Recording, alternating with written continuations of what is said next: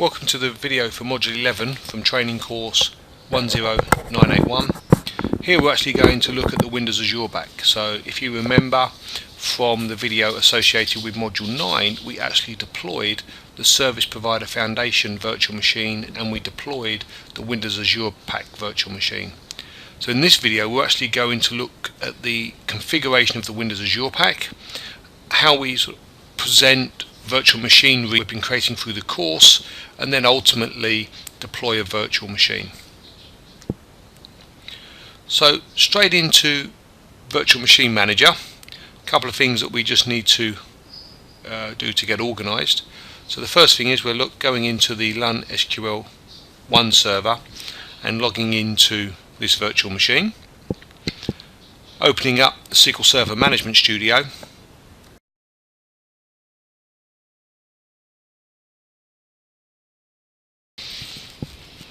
So having logged into the SQL Management Studio, just wait for it to refresh the various objects. So we're actually going to create a user account for the Windows Azure Pack to use. So we're going to Security, go to Logins, we're going to create a new login. The credentials we're going to create are not an Active Directory user, it's going to be a local user to the SQL Server instance itself. So we're going to create our WAP SQL user, select SQL Server Authentication and define the password. As part of this test environment we're going to remove features like password aging, but again obviously one of the things you would need to consider in a production environment is password management for all user accounts. Then moving over to the server roles section, we're actually going to give this user account sysadmin privilege, so that would actually allow this credentials to be able to create databases, set security and so on, which we're going to need to do as part of the configuration and build for the Windows Azure Pack. So we've created the credentials that we need, and we'll close that down and we'll log off the SQL server. So we're actually going to use the remote desktop technology just because we want to be able to cut and paste objects about. So we're actually going to connect to the Windows Azure Pack server that we actually went and installed in Module 9. So hopefully we're going to establish our RDP connection. So we'll just enter the password needed for the domain administrator account. Now with the Windows Azure Pack, the administration is done via a web experience. So we will actually be opening the web browser and connecting to the management portals. At this precise moment we haven't used trusted certificates. Obviously you could have used trusted certificates for your SSL experience, but we're just using self-sign ones, so we will get a couple of certificate errors, but we're not really too worried about those at this precise moment in time. So from the start screen we've actually launched the Windows Azure Pack configuration tool, so we just now need to wait for this to load. So as stated, we would get a couple of certificate errors. Again, the inbuilt configuration tool actually connects to localhost, and obviously the certificate's been created with the computer name in place, so the fact that we're actually using localhost in the URL also flags it up as a certificate error, because the URL computer name doesn't reflect the computer name that's inside the certificate. Hence the reason we're getting an error that is also reflecting the computer name being wrong. So we've now got the Windows Azure Pack front screen, so we click on the Configure Now, and this allows us to define the database configuration. So as we can see, first thing we've got is the server name. So in our case, as we now know, LUN-SQ1. We've then got the authentication model we're going to be using for the server, so obviously SQL Server Authentication, and we've got obviously our credentials that we've just created, so our WAP SQL user, and we can supply the password. So also just confirming the passphrase for the Windows Azure Pack experience.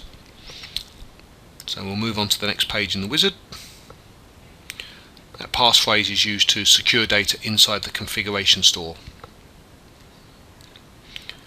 A couple of options about customer experience improvement program. sure you've all seen these with various Microsoft products in terms of whether you want to allow it to sort of automatically send data back to Microsoft on how you use the product.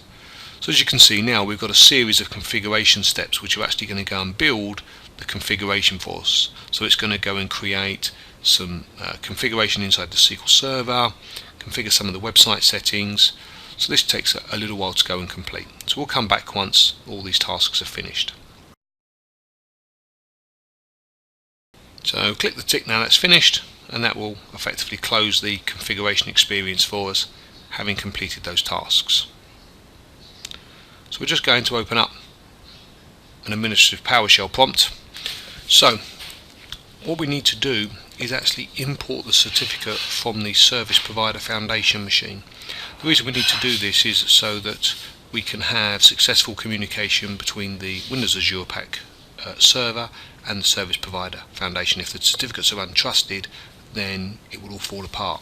So because we've used self-signed certificates, we need to do that. So we're just going to use the import-certificate PowerShell command, point it to where the certificate for the Service Provider Foundation is stored, and then import that into the trusted root store on the local machine.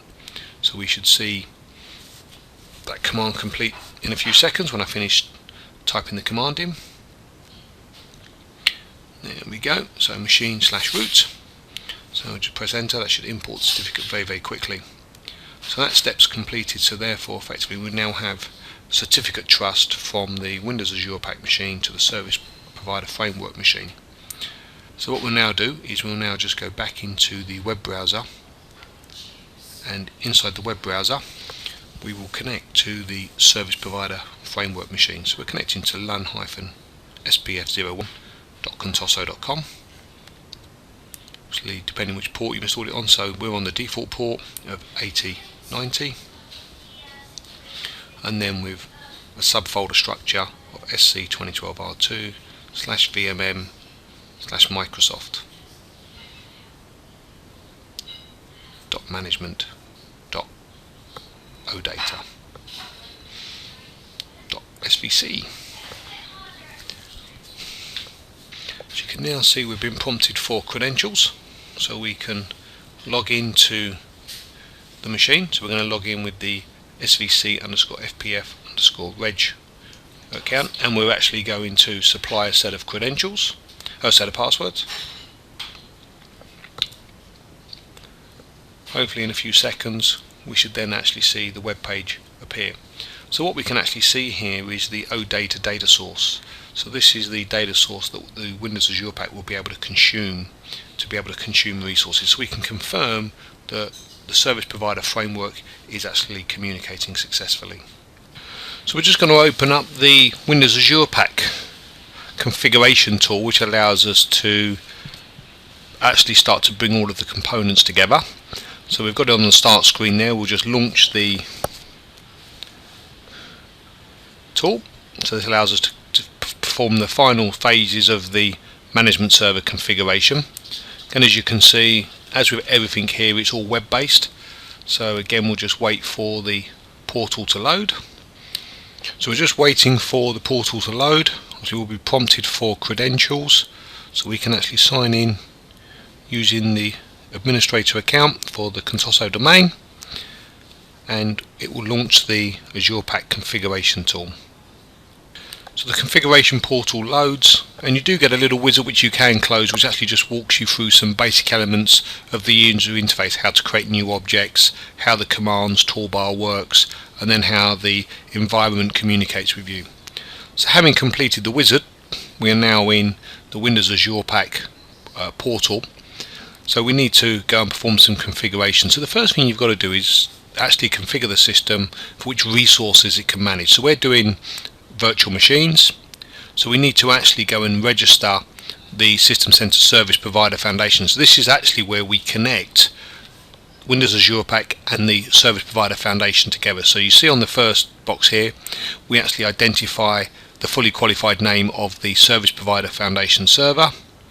We then actually specify the credentials that we want to use, and obviously the password. So we'll save this, and you actually see system working in the bottom, and it does take a little while to go and sort of complete those settings. So you can see the progress bar in the bottom right hand corner, and that should hopefully stop moving shortly to actually identify that the task has been completed. So just as we come to the completion of that process, you can now see the screen's updated and to say that we've completed that task. So one of the things that we can now do is we can actually start to connect Windows Azure Pack through the Service Provider Foundation into Virtual Machine Manager. So we're now actually adding a connection into Virtual Machine Manager. So we're specifying the name of our VMM server, so VMM class 1, and we're then just saving that configuration. So that's now being saved back into the Windows Azure Pack. And what that should now allow us to start to see is the resources that actually exist inside VMM. And we can then start to bring those resources together for the purpose of provision or enabling customers, self-service tenants, whatever we'd like to call them, the ability to provision resources. So as we saw there, you could actually see the two clouds that we actually have inside VMM being presented. So you actually saw the Datum cloud and the Contoso cloud. So they're not, again, presented out for anyone to have access to yet. We're still within the management portal. So we're just sort of saying we recognize those, we see those. So we've got a couple of things that we just need to do from within PowerShell. So using the PowerShell, we're just going to actually create an administrative group inside the Windows Azure Pack.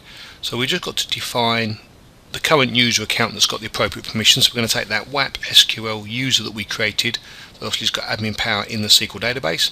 We're going to create a variable that's going to contain the password for that user account.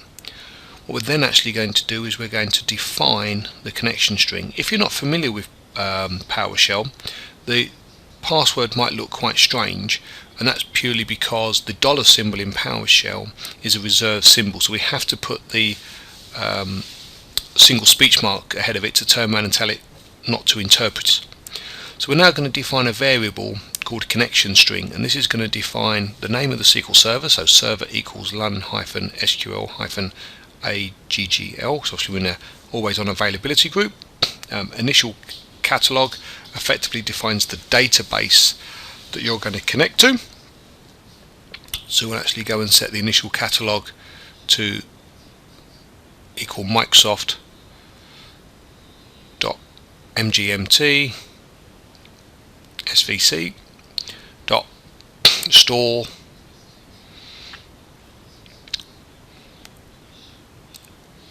we'll then actually go and define the user credentials. So obviously user is going to equal that variable we've just defined, $WAP user or $WAP SQL user, and then we'll do the same for the password.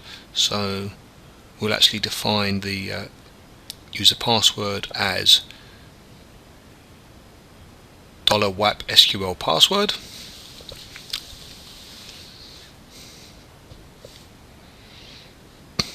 So having completed those steps, press enter, we will now be in a position that we can add a group for the purpose of the Windows Azure Pack administration. So we're now going to use the add mgmt svc admin user.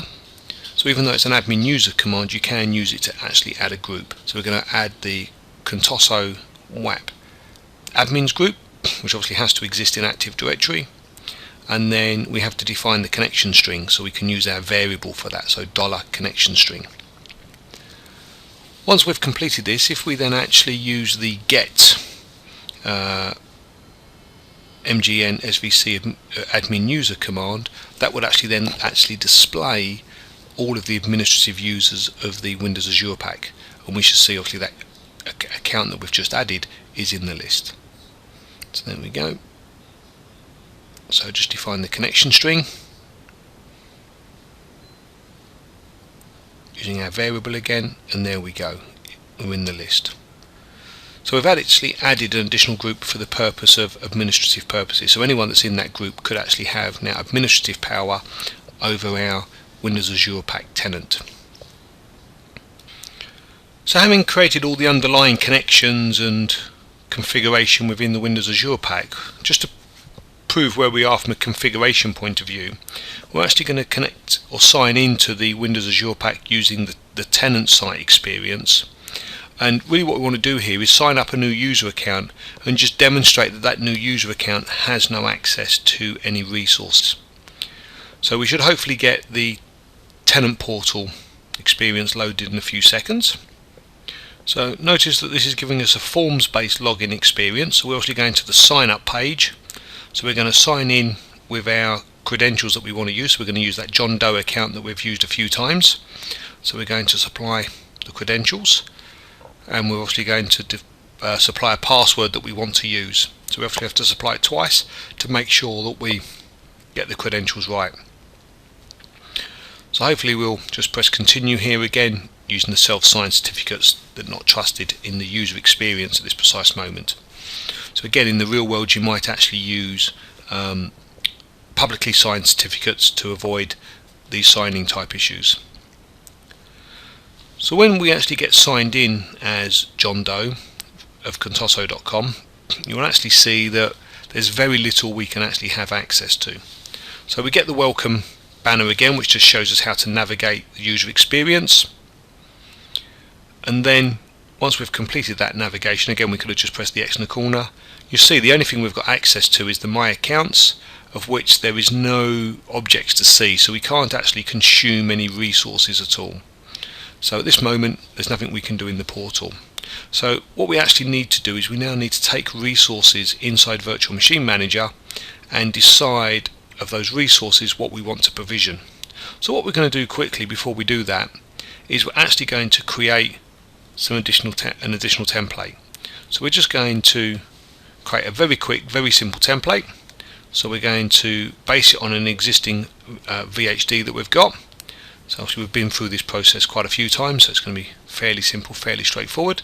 So we'll just base it on the base 14, which is obviously Windows Server 2012 R2 template.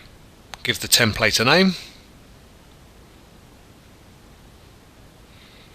We'll obviously target this one specifically for the Contoso WAP experience. So we're going to define this as the Contoso WAP template. Obviously, if we wanted to put any specific hardware parameters in, put in an existing template, we can do all of those, on an existing profile I should say. So we can pick those values. Again, we can do operating system personalization. Again, remember this is a virtual machine template, so it can't go off and install roles and features. It can't go off and install sort of applications and SQL objects. So there is a little bit of a limit to what we could do here using a virtual machine template. Obviously, if we want to use service templates, then all those other features would become available to us. So obviously we're going to give the computer a name, so we're going to call it LUN-WAP ##, just to identify it as a virtual machine that's been provisioned through the Windows Azure Pack experience, and we're actually going to define what the inbuilt local administrator password is going to be.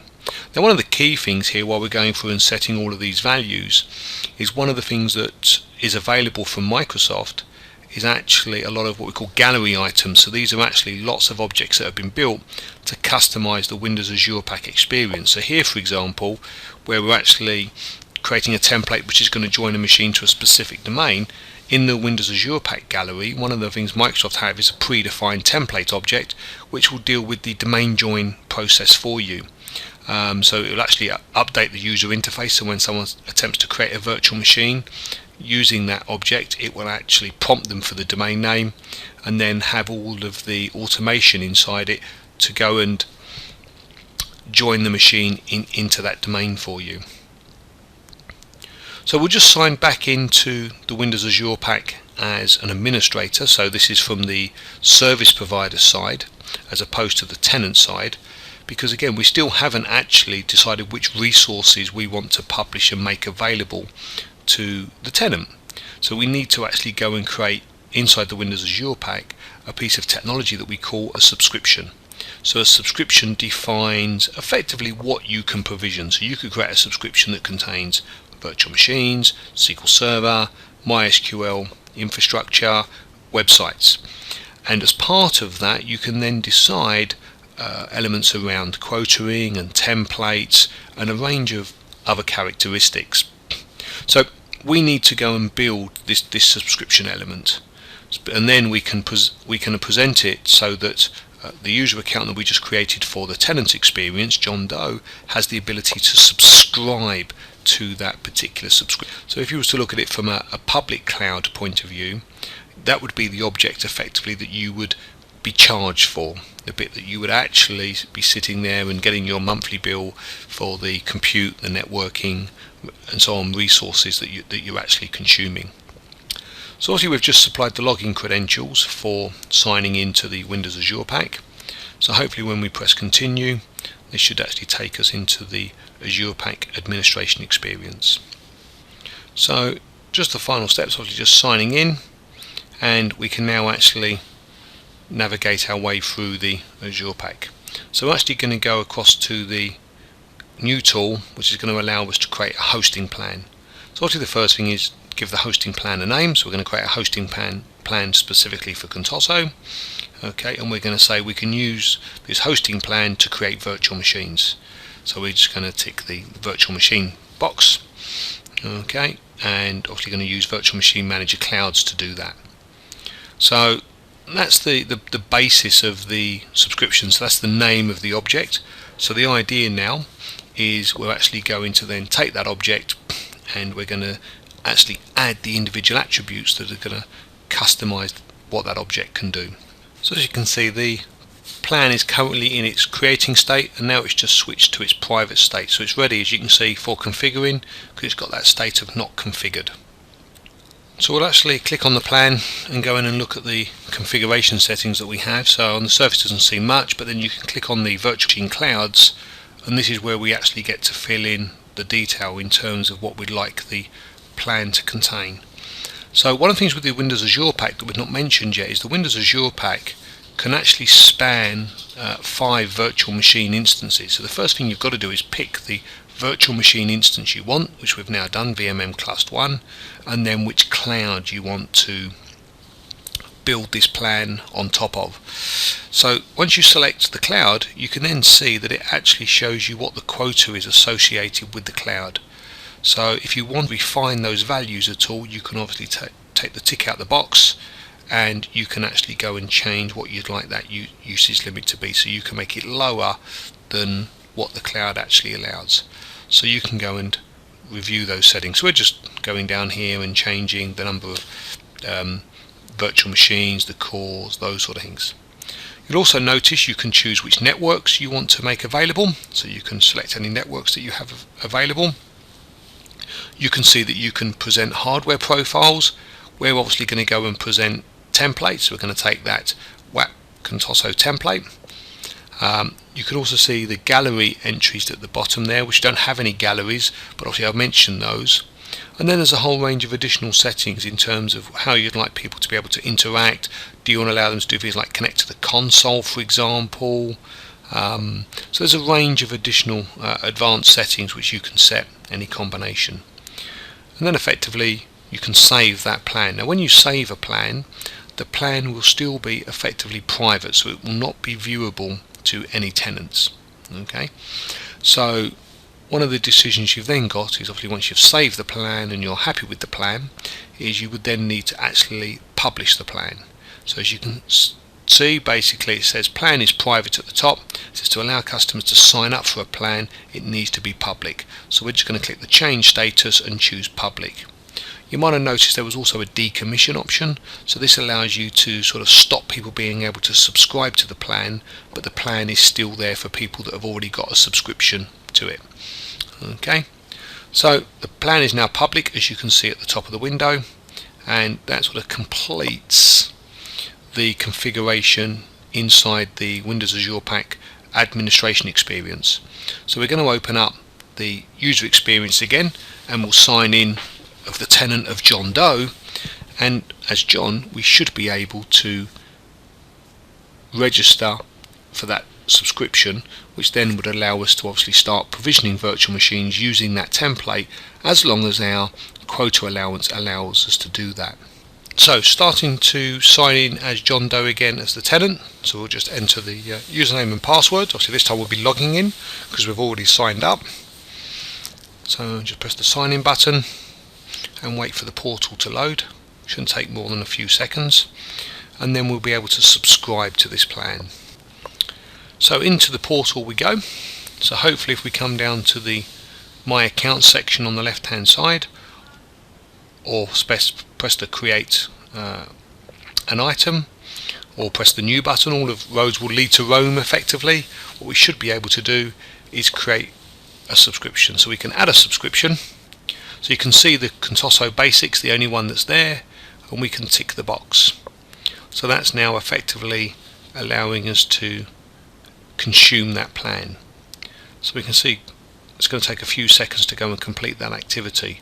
But one of the things you should notice is straight away on the left hand side is the menu bar will change, because we now have access to build virtual machines for the purpose of infrastructure as a service.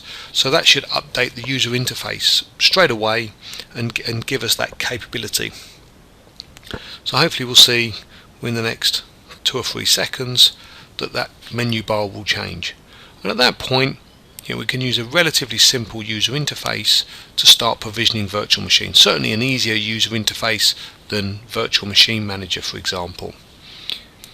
So there we go. So you can now see we've got 3 sections, and the middle section being virtual machines. So we've actually got that additional capability now. So we can see directly subscribing to the plan has given us some additional capability. So we actually have the ability to do a couple of things. We can create virtual machine role, or we can create a virtual machine from the gallery or from standalone. So we're going to go and create a standalone virtual machine.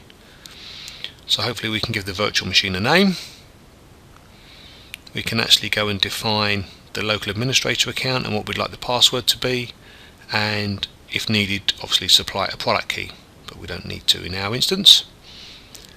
So you've then actually got the hardware information, so we can actually see the profile, and we've now actually got the virtual machine starting to be built. So this should be causing things to happen inside Virtual Machine Manager. So jobs should be firing to actually go and create the virtual machine. So if we just minimize that and actually switch across to Virtual Machine Manager, there you go, we can actually see the virtual machine being created inside Virtual Machine Manager. We can see the machines in the cloud, so we can actually see it's been provisioned exactly where we expected it to be. So this is actually going to take some time, as always, to go and provision the virtual machine. So we'll come back once the virtual machine's finished being provisioned.